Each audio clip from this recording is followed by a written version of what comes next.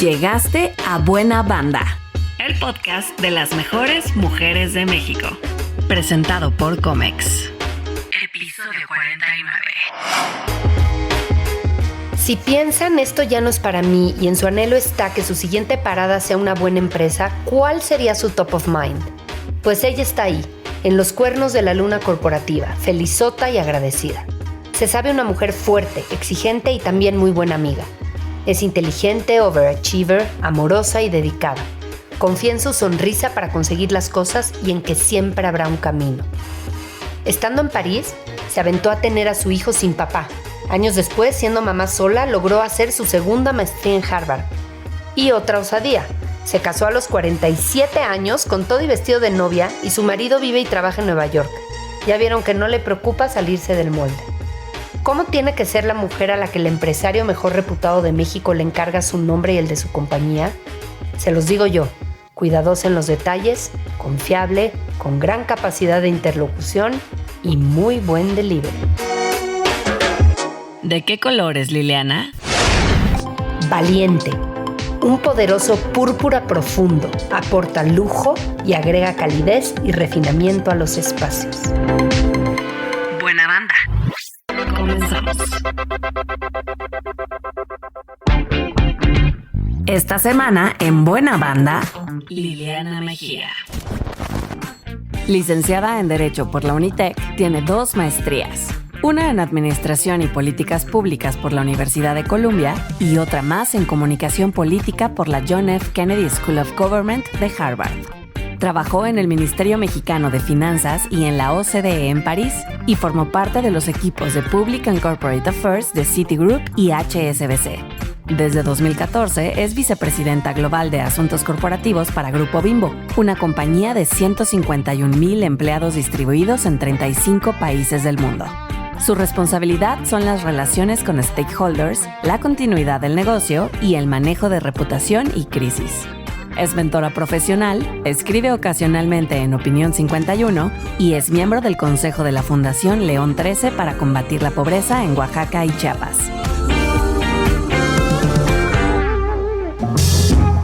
Si hay una marca de alcance, esa es Comex. Impacta millones, impacta parejo.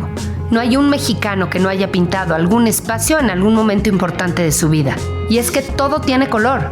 Las cosas, los lugares, los estados de ánimo que atravesamos, nuestros sueños. Qué alegría tan colorida que Comex respalde los nuevos liderazgos de la temporada 4 de Buena Banda. ¡Vamos a darle! ¿Cuál es tu primer recuerdo de Daniel Servitje? A ver, yo entré a trabajar a Grupo Bimbo viniendo del sector financiero. Yo viví en el extranjero y regresé a México. Decidí en ese momento hacer un cambio de sector. No porque trabajara en una empresa mala, porque lo que pasa con las empresas y las relaciones laborales es lo mismo que con las personales. Es una súper empresa, pero no es para mí. O este momento no es para mí en este sector. Perfecto. Dije, quiero cambiarme de sector. No tenía idea a dónde. Dije, por la vez que me quiero una empresa buena onda. Y pensé en Bimbo. ¿Cuántos años tenías? 10 menos. No voy a decir cuántos. ¿No dices tu edad, Liliana? Cálmate, si estás perfecta para decir tu edad. Bueno, que al rato hablamos de eso. No, por supuesto. Hace 10 años. Hace 10 años. Empezamos gracias años y más adelante ya confieso mi edad. Eso va. Pero siempre digo mentiras de mi edad y siempre digo que digo mentiras de mi edad, ¿no? Pero sí te voy a decir mi edad. Y entonces dije, quiero entrar a una empresa buena onda. ¿Qué empresa buena onda? Bimbo. No tenía idea de nadie de Bimbo más que lo que todo el mundo públicamente sabíamos. Yo no conocía a nadie en Bimbo. Y entonces conseguí el nombre de alguien que veía el área de personas. Yo le escribí y le dije, quiero trabajar en Bimbo. Me reuní y me dijo, oye, la posición que tú quieres está ocupada. ¿Cuál era la que querías? La que quería es la que tengo ahora. Ok. Que era lo que yo había hecho durante los últimos años en mi carrera en el sector financiero. Pero me dijo, está ocupada. Yo, no importa, dame la que sea. En fin, logra hacerme una oferta de una posición menor a la que yo tenía antes y la que tengo ahora. Conozco a Daniel. Me encantó qué tipo de persona es Daniel. Humana, se preocupa, se ocupa diario. Yo encuentro una razón para darme cuenta de que Daniel es un gran ser humano. Eso es lo que lo ha hecho diferente, ¿no? Ahora, yo creo que las grandes personas en parte las podemos distinguir porque ponen atención en lo que importa. Y eso es un arte. ¿Tú en qué pones atención? A ver, yo no voy a hacer la excepción seguramente con esta respuesta, que lo que me importa es mi familia. Ajá. Y estar en cada de estos roles que tengo, pongo atención en que cada uno de los roles que tengo lo haga la mejor manera posible. No sé si voy a ser exitosa, pero al menos yo quiero estar consciente de que en mi rol de mamá estoy siendo la mejor mamá que puedo para mi hijo en ese momento.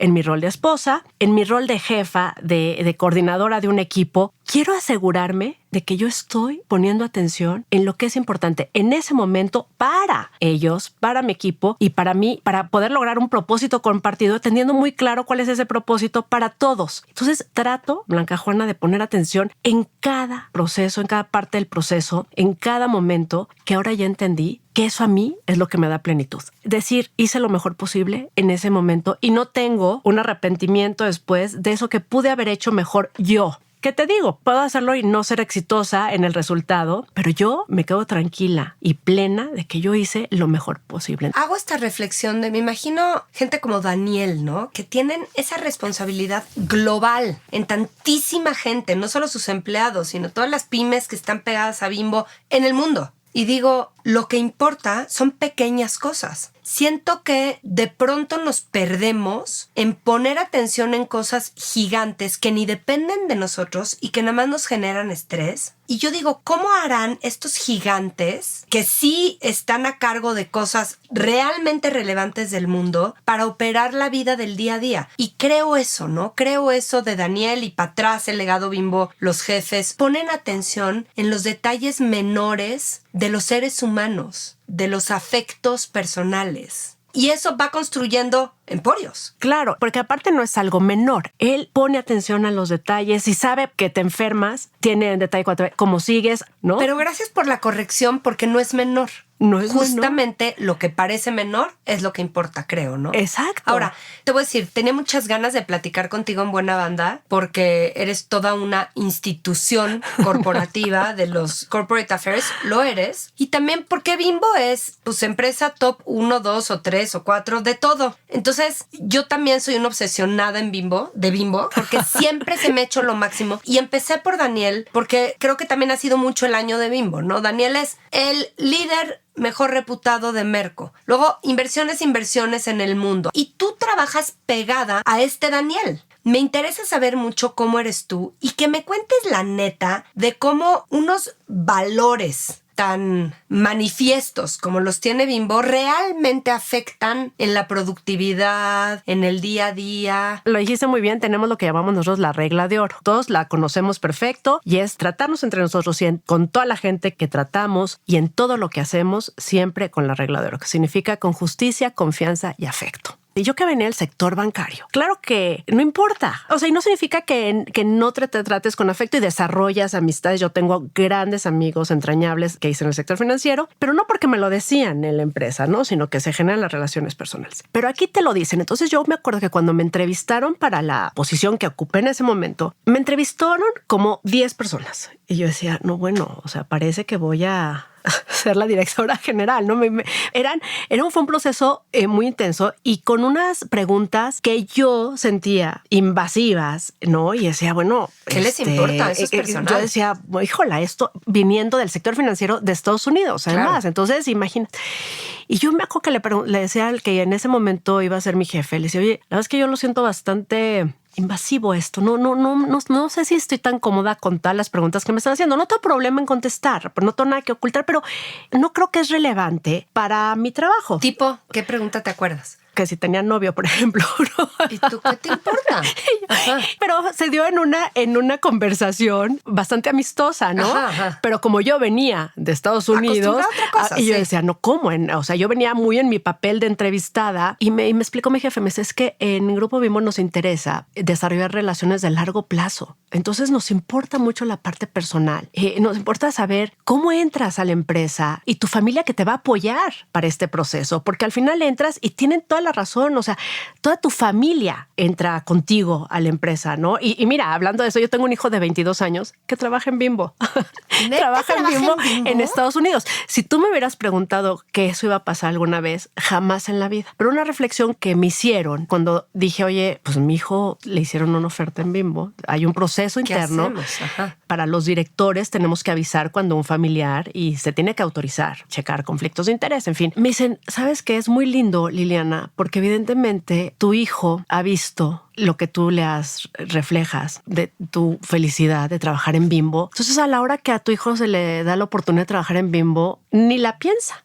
Yo no lo había visto así de ninguna manera, pero me hicieron reflexionar y tienes razón. Pues claro, durante 10 años mi hijo, los últimos 10 años ha visto que yo estoy feliz en Bimbo, pues mi hijo le parece totalmente natural querer trabajar en Bimbo, pues un regalo. Ahora, hay quien sí dice, es que esas preguntas personales son invasivas y además están como metiendo juicios sobre quién eres, ¿no? Yo cuando entrevisto de trabajo siempre entrevisto hasta la cocina me meto porque me importa la persona. Creo que la intención importa mucho. ¿Por qué te estoy preguntando si tienes hijos, si tienes novios o novio o quién te ayuda a mantener a tu hijo o quién te lo cuida? No porque dude de tu capacidad como mujer, por ejemplo, sino porque quiero entender tus motivadores, exacto, cómo eres, cómo vives. Exacto. Pero cómo reflejar eso sin que se tome a mal. Claro, y mira, como mi caso, hay otros, ¿no? Que entramos diciendo, wow, o sea, aquí hay este tipo de preguntas, pero conforme vas viviendo la cultura, la vas entendiendo, como es mi caso, y te vas enamorando de la empresa. Y nosotros siempre hablamos de este gran salario emocional que tenemos. Sí. Porque, ¿qué es esto? La cultura de la persona, como ya te dije, lo que más nos interesa cuando trabajamos es sentir que tienes un valor agregado y que se valora tu trabajo. Claro. Bueno, esa regla de oro es lo que trae. Cuando tú vas a trabajar y aunque trabajes, hay días que son más largos que otros y tengas a veces que decir, bueno, pues me pierdo la reunión de mis amigas, pero la verdad es que me voy a quedar trabajando más tarde. Dices, pero ¿sabes qué? Tu persona es valorada siempre. Es valorada. Esto, bonito. ¿sabes qué? Y este trabajo lo están viendo y a lo mejor hay un día que te dicen, oye, no, bueno, sí, te ves cansada, aguas, ¿no? Cuídate, no te descuides. O sea, siempre hay esa preocupación y siempre hay esa confianza, además, Blanca Juana, de decir, oye, estoy cansada. La verdad es que sí necesito un breakcito ahorita, me voy a tomar este día, voy a estar conectada, lo que sea, pero la verdad es que voy a tratar de desconectarme. O sea, tengo la confianza de saber que mis colegas, que mis jefes van a decir, sé que valoran mi trabajo y que el día que yo digo necesito descansar, confían en mí. No sé cuánta gente puede decir eso. Hay tanta gente empleada en el mundo que más bien vive a partir del miedo de no puedo mandar este mensaje a mi empresa, no puedo faltar porque tal, no puedo tal. O sea, lo que estás diciendo no es común. Y es parte de lo que te digo, que en qué momento nos enamoramos de la cultura, claro, de los que trabajamos ahí, pues lo vamos viviendo cada día porque de verdad lo vamos sintiendo cada día. Ahora vamos a tu chamba, Liliana. Pegada a la estrategia de la compañía, pegada a las relaciones claves para la empresa. ¿De qué se trata tu chamba? ¿De qué se trata Government Affairs y Corporate Affairs y Crisis Management? ¿De qué se trata todo eso? Mira, nuestro trabajo consiste en tener el posicionamiento institucional ante los diferentes grupos de interés. ¿Cuáles son todos los grupos de interés? Pues es gobierno, medios, organizaciones de la sociedad civil, grupos de industria, academia, y además vemos crisis y además vemos en nuestra área, en el área de asuntos corporativos en Grupo Bimbo, también vemos continuidad de negocio. Entonces eso nos permite estar muy cerca del negocio. Hay temas reactivos que tenemos que hacer un posicionamiento reactivo, pero la gran parte de nuestro tiempo se ocupa en estar pensando en cómo hacemos un posicionamiento sobre diferentes cosas que están pasando que nos interesan a nosotros. Dame un ejemplo. A ver, en el día a día nosotros vemos el manejo de la reputación de la empresa. Uh-huh. Entonces, tenemos... bueno, esto es muy reciente, aparte me va a permitir presumir, ¿no? Eso. Nos acaban de nombrar en la revista Time, pues como una de las mejores empresas del mundo. Sí, en el mundo, no México, del mundo. es que claro. La verdad es que estamos muy orgullosos. ¿Cuáles son las variables que usó Time para escogernos? Escoge 3, ¿no? Es el sentimiento de los colaboradores, los ingresos que tiene y cómo se van incrementando los ingresos y sustentabilidad. Entonces son 3 variables que nos hacen ser escogidas una de las mejores empresas del mundo. Bueno, pues parte de asuntos corporativos, oye, pues vamos a darle difusión a esto. Claro. Time lo está haciendo, pero pues también nosotros. Que el mundo se entere. Que el mundo se entere, ¿por qué? Precisamente para nuestros grupos de interés. Que sepan nuestros grupos de interés que están tratando con una empresa que está validada, no porque nosotros les digamos, sino porque hay un tercero que está diciendo, sí, cierto. O sea, lo que dice la empresa es cierto, yo también lo verifiqué y es cierto, ¿no? Entonces, ese tipo de cosas lo hacemos. De repente, parte de nuestro trabajo como relaciones con gobierno, hacemos un monitoreo legislativo. Entonces, revisamos cuáles iniciativas legislativas se presentan que pudieran tener un impacto en nuestra operación y, bueno, pues para plantear escenarios, porque evidentemente en el desarrollo, en el proceso legislativo va cambiando, entonces vamos monitoreando cómo va evolucionando esa iniciativa y vamos nosotros preparándonos como empresa para los impactos que pudiera tener una iniciativa. O sea, por ejemplo, cuando las famosísimas etiquetas, ¿no? Bueno, pues ahí sí. Híjole, toda la industria cambia el etiquetado, implica un costo. Entonces, como empresa te tienes que preparar. Vienen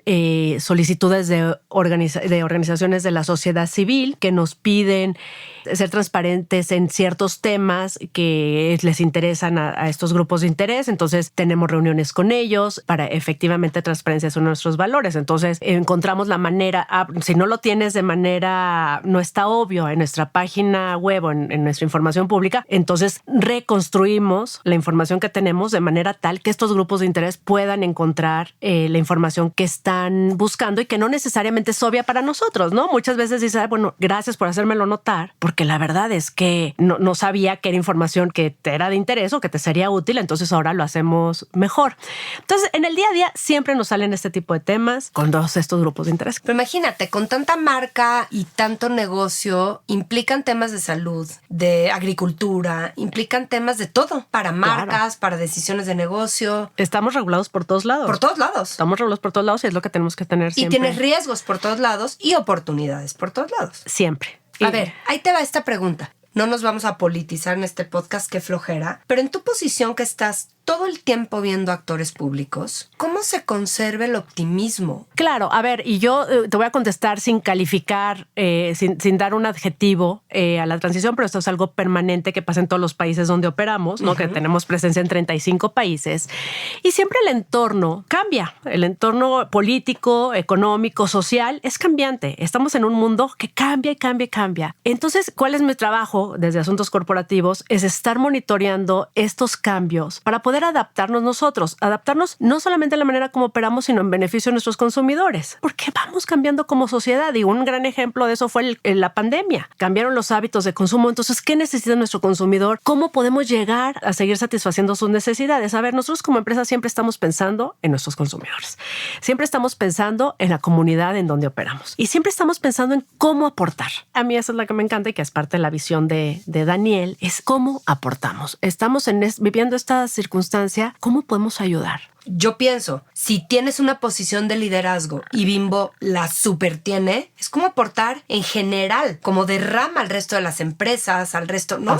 Así es, y eso que bueno que lo mencionas, porque la verdad es que es la forma que nos gusta a nosotros trabajar, ¿no? Es cómo aportamos en la industria, cómo buscamos que el resultado sea el mejor para todos. Pero entonces tú eres un optimista. Yo soy un optimista. O sea, ¿no te da de pronto desesperanza y decir, ahora sí las cosas están más complicadas? Soy optimista. Y yo confío, soy optimista y soy una mujer de fe, Blanca Juana. Siempre, toda mi vida he sido así. Y siempre creo que se encuentra el camino. Porque aparte así ha sido mi vida, ¿no? Hay una luz. Siempre encuentras el camino, aunque no necesariamente la ves inmediatamente. Ajá. Hay veces que dices, sé que vamos a salir de esta, no sé cómo, pero espérame. Siempre encuentras el camino, hay que buscarlo, obviamente. A veces lo tienes que crear. Y es una maravilla cuando tú creas un camino, porque ese camino no es nada más para ti, es para todos los que vienen atrás. ¿Te acuerdas de algún camino creado a partir de una crisis, por ejemplo? O sea, crisis es algo que me encanta y es de ninguna manera significa que las promuevo o que me gusta que pasen.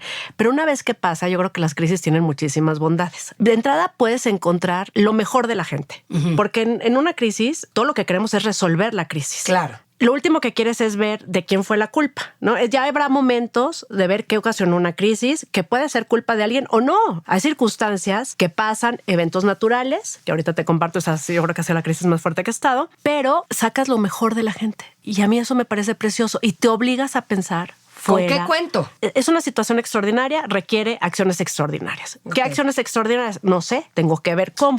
Entonces, todas las empresas tenemos crisis, todas las personas tenemos crisis y obviamente, pues mientras más grande la empresa, puede ser una crisis más grande o más recurrente, pero vas creando el camino para que si se repite un evento parecido, ¿no? Pues por lo menos ya tienes una forma de actuar. Aunque otra bondad de las crisis o no bondad es que todas las crisis son diferentes. Y algo que te funcionó en una, te puede no funcionar en la otra. Y entonces tienes que tener la capacidad de reaccionar a si no te funcionó lo que tú pensaste que te iba a funcionar, pues tenemos que ir al plan B o al plan C o al plan D. Entonces... ¿De qué crisis te acuerdas? Así que tú creaste un camino y saliste airosa, o no airosa, pero con mucha satisfacción de haber resuelto. Yo creo que la que más fuerte me ha tocado es, yo no trabajaba en Bimbo, trabajaba en un banco y fue un terremoto en Haití. Y se cayó las oficinas del banco en Haití. Entonces estábamos hablando de vida o muerte. Teníamos colaboradores abajo de los escombros y teníamos que encontrar la manera de rescatarlos. El país no tenía las condiciones para rescatarlo, entonces tuvimos que mover maquinaria de otros países, un equipo de rescate de México que viajó en el avión de la Fuerza Aérea Mexicana y pudimos rescatar a 5. Otros sí perdimos a algunos en el terremoto, pero eso nos sirvió en el banco donde estaba, nos dio muchísimas lecciones. ¿Cómo pudimos haber hecho uso de los recursos afuera de la empresa, afuera del banco en ese momento, que nos ayudaron a rescatar a nuestros colaboradores? Esta cercanía que logramos con los colaboradores, ahí aprendimos que, por ejemplo, el celular, teníamos que tener mensajes de texto que ocupan mucho menos banda ancha, que antes en el banco estaba prohibido que tuviéramos mensaje de texto en los celulares, ¿no? Entonces dices, ¿sabes qué? Pero ciertas áreas entonces sí debemos tener esa capacidad. En fin, y aprendimos muchísimo de los recursos con los que pudimos haber contado afuera de la empresa. Y bueno, gracias a Dios uno de esos no nos ha pasado. Otra crisis que tuvimos aquí en Bimbo, que también esa fue bien importante, no tanto por el tamaño de la crisis, sino porque fue en China. Entonces, para unos mexicanos está resolviendo una crisis en China. Para empezar el cambio de horario, entonces teníamos que tener una llamada muy tempranito y luego el resto del día no sabíamos nada y luego hasta la noche y así era muy complejo. Y además yo nunca había tenido una crisis en China, había visitado, ¿no?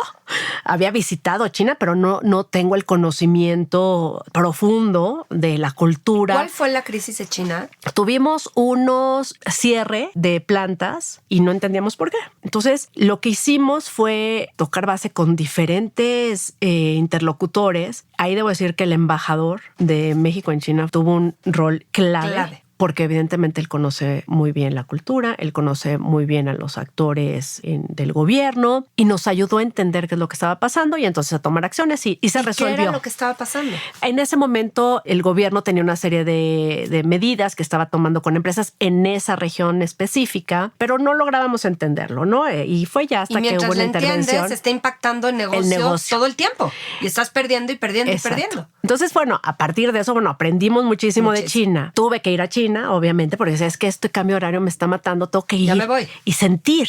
Y tienes que sentir. Yo me acuerdo que tenía una colega en ese momento que trabajaba en el equipo de asuntos corporativos en China y me decía, estaba muy enojada conmigo porque me decía, Liliana, es que es muy injusto que tú me pidas que yo maneje esta crisis porque no tengo ni idea. Y yo, nadie tenemos idea. Entiende que el camino ahora sí que se hace al andar. Aquí vamos aprendiendo. Y lo decía, tú no sabes la suerte que tienes de estar aquí porque vas a aprender muchísimo, igual que yo. Estamos aprendiendo juntas. Pero ahí te das cuenta también la gente cómo reacciona ante crisis. Hay una que se enoja porque yo no sé cómo hacerla y otra que dice, yo tampoco sé cómo hacerla, pero vamos a aprender. Y vamos creando este camino. Y hay gente, como siempre, hay gente que espera que el camino esté hecho y está bien. Su rol en la vida es otro, seguir el camino. Ya vemos otras que sentimos que nos da una gran satisfacción el ir abriendo un caminito. Pero es como de locos. O sea, eso de me encantan las crisis, lo he oído en mucha gente. Suena de locos. Ahora que lo explicas, obviamente se entiende, pero amigos amigos que trabajan en industrias de consumo me dicen, es que vivimos en crisis, porque están tan expuestas las marcas de consumo y estos grandes negocios que todo el tiempo algo te brinca, ¿no? Siempre hay algo. Y a ver, también tienes que tener, para trabajar en un área de asuntos corporativos, como lo tiene todo el equipo ahí que trabajamos, no soy la única, pues te tiene que gustar. Obviamente estamos sobreinformados y siempre estamos viendo, sale esto, ¿no? Pues sí, pero nos gusta esta adrenalina y nos gusta ser parte de lo que está pasando, ¿no? Ser parte del mole. Tienes que tener la personalidad, evidentemente, y tampoco es mejor o peor, ¿no? Es simplemente, pues bueno, gracias a Dios hay personalidades para todo, ¿no? Buena banda. Tú con lo que había en la vida operaste. Estabas en París, te enamoras, te embarazas, te desenamoras y ahora, ¿me cuentas un poco? Oye, obviamente esa parte de la vida personal, ¿no? Que es parte de la vida. Y de lo que te forma también como ejecutiva, porque no te puedes separar. De ninguna manera. Y tienes toda la razón. Y la verdad es que bueno que lo mencionas, porque efectivamente creo además que las mamás que somos ejecutivas, pues tenemos unas habilidades y un perfil distinto. Tienes que irte adaptando y es lo que te hace resiliente. Por eso, pero cuéntame, ¿no?, de tu propia adaptación. Mi propia adaptación. Yo vivía en París, trabajaba para Hacienda, la Secretaría de Hacienda, en la OCDE, una experiencia increíble. Yo ni siquiera hablaba francés cuando me fui, entonces, primer aprendizaje, llegué sin hablar francés y aprendí el gran poder de la sonrisa. Tú llegas y te ríes, oye, no hablo francés, para poder convivir, sonríe. Hablo sonrisa, y eso ya. Sí hablo. Es que ahora sí como buena banda, pues buena onda. Era buena onda y entonces ahí empieza a fluir y todo empieza a pasar.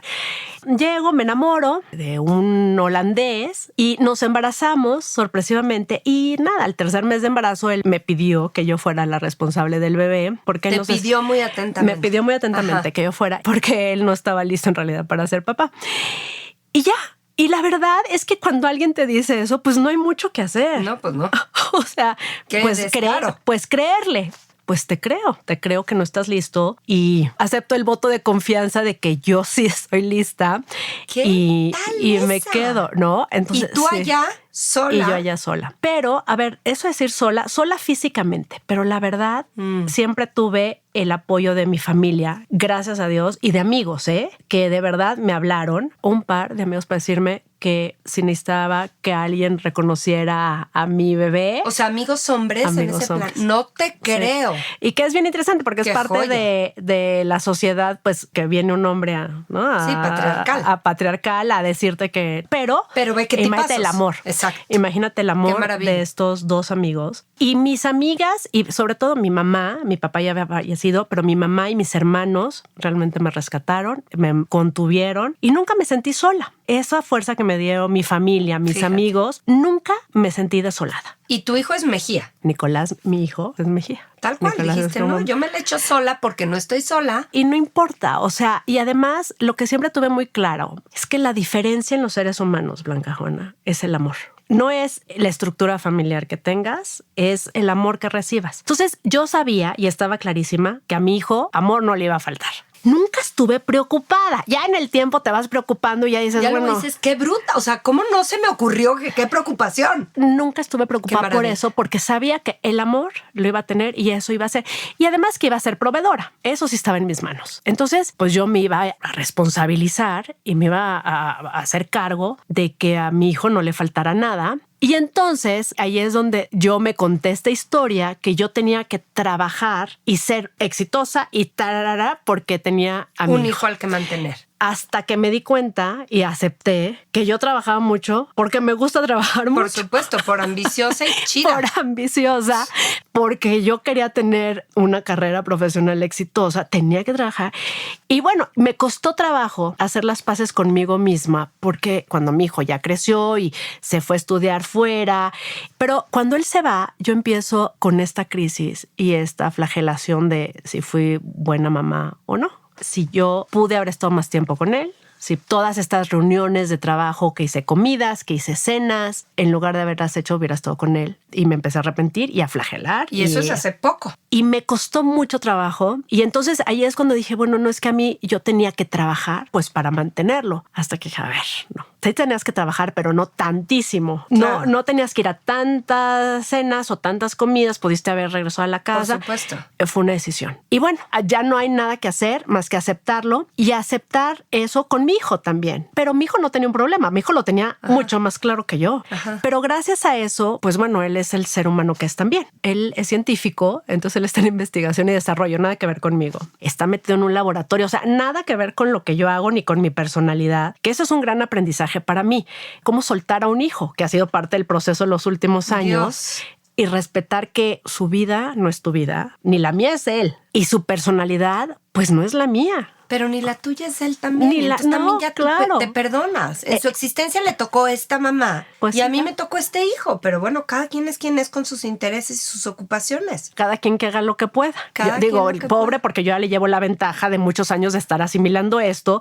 A él ya le tocará asimilar esto. Ya si un día oye esta conversación, vamos a ver qué me dice. Vamos a ver cómo te va. La edad en la que estamos es crítica. Y es increíble también, porque tú te volviste a casar de entrada. Bueno, no te volviste, te casaste, Me te casé. volviste a enamorar. Estás glowing en tu faceta profesional. Tu hijo ya no está y estás en un momento de ti misma que te estás disfrutando cañón. Claro, yo, ahí va mi edad, ¿no? Entonces, Ahí va. tengo 54 años. Entonces, Ay, imagínate que cállate. me casé a los 47. Ajá. Entonces, cuando yo veo chavitas preocupadas porque no se van a casar, yo digo, a ver, me casé a los 47. Y además, yo me iba a casar y me estaba muy nerviosa. Y yo, no, Dios mío, me estoy casando muy joven. O sea, de verdad, los meses previos al matrimonio, yo decía, no, ¿qué estoy haciendo? No, Ya no puedo, qué risa.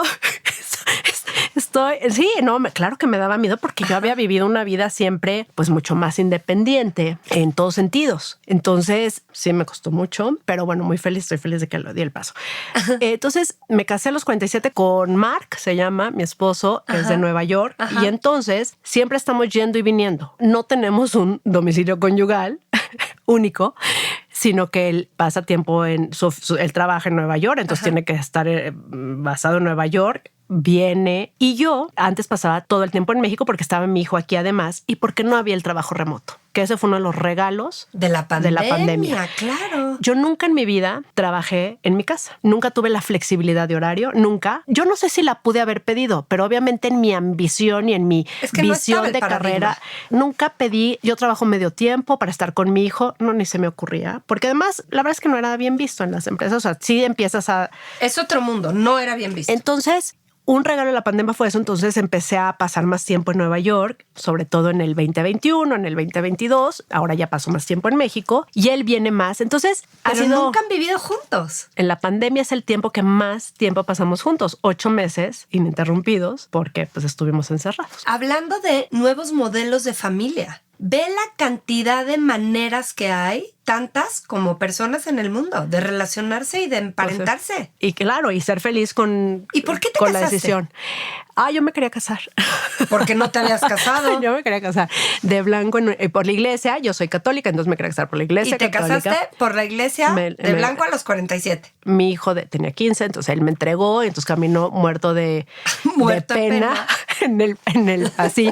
No entendía, porque aparte me decía, no entiendo por qué la novia es más importante que el novio. No, entramos a la iglesia y nos aplaudieron y me decía, ¿por qué nos aplauden? Y yo, porque todo el mundo está muy feliz de este momento. Todo el mundo que estaba cerca de mí, que vio nuestra historia, le encantaba ver cómo estábamos entrando mi hijo y yo ahí a casarnos, Ha de ¿no? haber sido la mejor imagen. Y además tuvimos mucha suerte porque tuvimos muchos amigos que a esta edad pues ya no se casan los amigos, se casan los hijos de los amigos. Claro. Entonces, o sea, fue una boda llena de amor, la verdad, de amistad, fue muy divertida. Nada, fue una celebración de muchas cosas, fue de vida, de acompañar, de amigos, de familia, de logros, ¿no? De cómo un momento que pudo haberse visto como adverso en mi vida, en realidad pues era simplemente distinto y no fue adverso, fue parte de una historia muy linda de mi vida. Al final se convirtió en una historia muy linda de vida, ¿no? Hablando de oportunidades a partir de crisis. A ¿no? partir de lo que aparentemente podría ser una Aparentemente. crisis. Sí. ¿No? Y siempre... Una mamá sola que tiene que trabajar tanto, ve. la mamá más libre, más independiente, diseñando y rediseñando su existencia delicioso. Y ni modo, pues me llevé también a mi hijo en Claro. este camino. Tuvo que crecer en esta familia que no era la mamá y el papá tradicional, sino, bueno, y se acostumbró, lo aceptó y nada, pues tendrá que lidiar y tuvo que lidiar seguramente durante su infancia con algunas situaciones que yo ni conozco, en donde él se pudo haber sentido excluido o no, pero la verdad es que hoy... A juzgar por los resultados, todo bien. Y además ama la diversidad, ¿no? Además, bueno, como la generación Z en general. Por supuesto. Pero él la vivió desde el principio de su vida, entonces para él no es novedad. Yo me acuerdo que cuando tenía como, que tendría 8 años, en tercero o cuarto de primaria, le dejaron de tarea hacer un cuento. Y él hizo un cuento en donde había una mujer presidenta. Neta. Claro, porque él, bueno, para él era normal ajá, el rol de una mujer, el rol fuerte de una mujer. De una mujer. Claro. Entonces para él no era como qué raro que haya una mujer presidenta. Ajá. Entonces él creció y hoy me alegro, ¿no? De saber que esta vida que nos tocó, pues tiene esa aportación súper positiva en Para la él, formación, ¿no? De un chavo que va por la vida y ya vive en un mundo mucho más inclusivo, mucho más diverso del que pude haber tenido yo a su edad.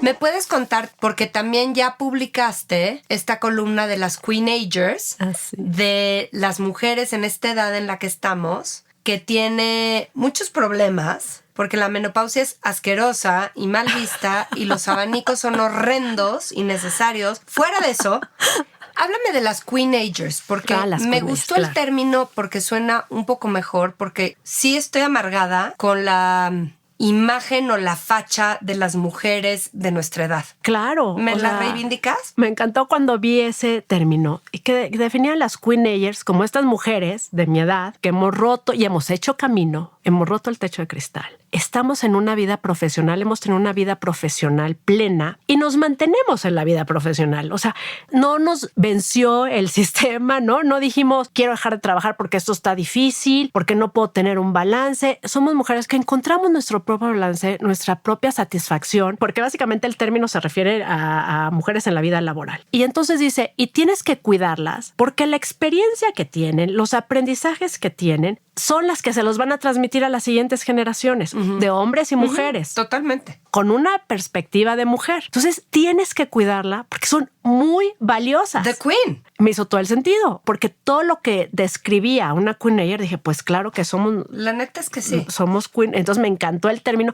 porque efectivamente las mujeres empezamos a tener este rol. Uno, los hijos te dejan de necesitar tanto. Entonces tú empiezas a sentir que ya tu rol en el que le dedicaste los últimos 20 años de tu vida y estás ocupadísima. Ahora te quedaste sin chamba de mamá. Te quedas sin chamba, entonces empiezas a sentirte menos valorada. Y solitas nos podemos empezar a boicotear. Me parece muy fácil que lo empecemos a hacer. Entonces me parece indispensable hacer este ejercicio de, no, esto es una decisión. O sea, esto soy yo y siempre he sido yo y siempre ha sido mi decisión. Y apreciar todo este valor agregado y todo lo que hemos construido, pero todo lo que seguimos siendo, Blanca Juana, todo lo que se podemos seguir aportando, oye, todo lo que sé, toda la sensibilidad que tenemos del mundo que hemos desarrollado. Ahora sí que son muchos años de mover el abanico. Son muchos de mover el abanico. Qué chistoso que usas. Yo no uso abanico. Yo uso abanico. Te lo recomiendo. Pero muchas amigas sí. No, bueno, yo no tengo ese síntoma, pues tengo otros. Hijo. Que eso también es, ¿no?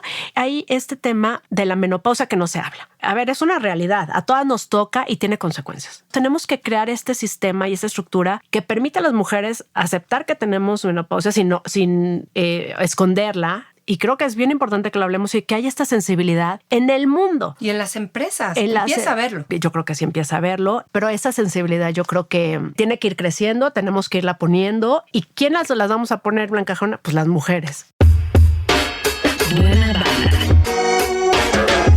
Tienes fama de jefa fuerte. Sí, y yo te diría, es formación, es mi estilo, es carácter, pero siempre desde un espacio de amor, respeto y siempre, yo te digo, pensando en el bien del equipo.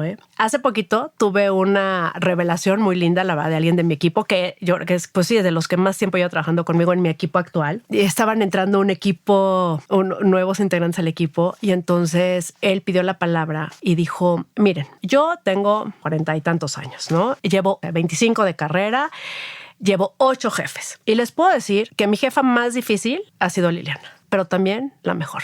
Anda. Entonces yo ahí dije, ay, qué bonito. Gracias. Me encanta que alguien que lleva ya 8 años conmigo trabajando muy de cerca y que evidentemente somos amigos y que evidentemente hay mucho cariño y mucho respeto mutuo, haya podido llegar a esa redondez en su reflexión. Y no necesariamente porque ha aprendido de mí, es porque ha aprendido más, porque el espacio se le ha dado para que aprenda. Eres exigente. Eso es lo que eres. Soy exigente, sí, y soy, alguien diría, perfeccionista, que siempre estoy buscando más. Y esto es algo que te comparto de lo que yo aprendí en Harvard. Yo cuando llegué, tomaba clases, yo era un mid-career, o sea, yo tenía 36 años cuando me fui a Harvard. Y había en mis clases, había más chavos que estaban en su maestría de 27, 28.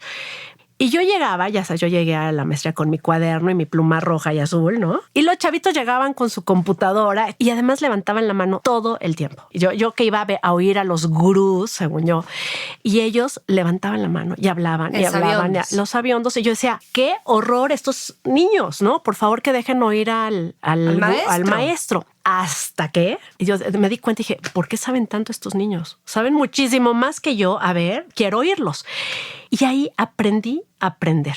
Eso es lo que me dejó Harvard. Aprendí a aprender del de al lado. Aunque yo tuviera un prejuicio de que podía ser alguien que sabía menos que yo, porque era más joven, simplemente porque era más joven, ¿eh? Uh-huh. Que imagínate la tontería que traía en la cabeza. En vez de resistirte, atiéndelo, ¿no? En el momento en que empecé a darme cuenta y apreciar la voz de esta gente más joven que yo, pero que tenían mucho que decir, yo dije, qué maravilla. Esto es lo que hace esta escuela. Claro. Junta a la gente para que podamos aprender los unos de los otros. Y eso me lo llevé yo al espacio laboral. Por eso digo, de verdad, es bien importante que aprendamos todos de todos, porque cada uno trae una visión que el otro no trae. Yo les digo al equipo, el día que me convenzan de algo, ese es un gran día para mí, porque quiere decir que yo aprendí algo. Aprendí una visión que yo traía otra idea, pero me convencieron de algo, es un buen día para mí. Buena banda. Hablando de Bimbo, en este ser pan, ¿en dónde tú eres pan? Ay, mira, en mi familia me gustaría pensar que con mi hijo, como mi rol de mamá y en mi rol de esposa sobre todo, me gustaría pensar que me ven como pan. Por lo menos lo que yo trato de ser. Y sé que con mis amigos sí soy como pan. O sea, alimentas. Sabes que yo tengo muy claro que yo soy muy buena amiga, porque a mí me importan mucho los amigos. Yo soy de una familia chiquita, entonces como que siempre me hizo falta más y a mí me importan mucho los amigos. De hecho, son siempre estos reconocimientos que tengo de mis amigos más cercanos que me dicen, es que eres muy generosa, Liliana. No, es que eres demasiado, ¿no? Es como que a veces para algunas referencias pudiera caer en un exceso, pero bueno, para mí me parece normal. Entonces, qué linda pregunta y qué buena reflexión me has hecho hacer. Sí, yo quiero ser pan siempre, quiero ser pan Bimbo siempre. Y bueno, a lo mejor creo que puedo trabajar más en siempre tener esa idea de referencia. Qué lindo, de alimentar y nutrir. Sí, me encanta. Yo quiero ser tu amiga. Me dejas para que me des un poco de alimento, de productos Bimbo que me encantan y de alimento de verdad. Un lujo, no, por supuesto. Ya está. Mil gracias. Gracias a ti. Esto fue Buena Banda. Este episodio fue traído hasta ti por Comex. Nos escuchamos la próxima semana.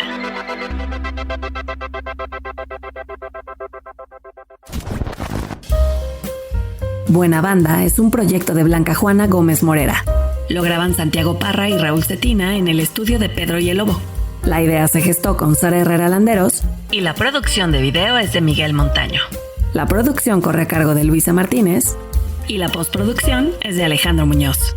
Contáctanos buenabanda.podcast@gmail.com.